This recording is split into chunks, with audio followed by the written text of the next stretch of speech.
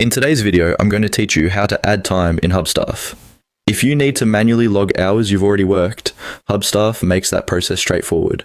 This is especially useful if you forgot to start the timer, were working offline, or simply need to update your timesheet after the fact. In this walkthrough, I'll show you exactly how to add time step by step so your records stay accurate and up to date. To begin, open Hubstaff and go to the timesheet section. This is where you can review your logged hours and manage manual time entries. Once you're on the timesheets page, you'll be able to see your daily records and make changes where needed. Taking a moment to confirm that you're on the correct date can help avoid adding time to the wrong day. Next, click on Add Time.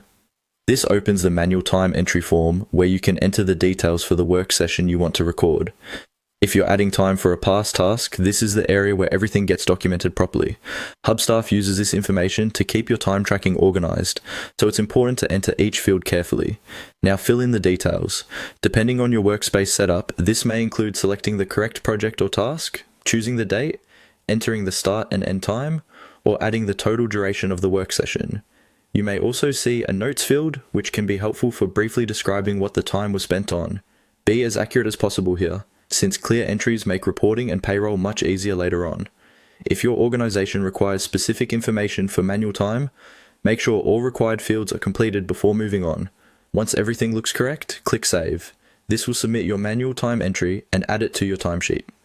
After saving, it's a good idea to quickly review the entry on your timesheet to confirm that the hours appear correctly and under the right date or project. That extra check can help you catch mistakes right away, and that's how to add time in Hubstaff.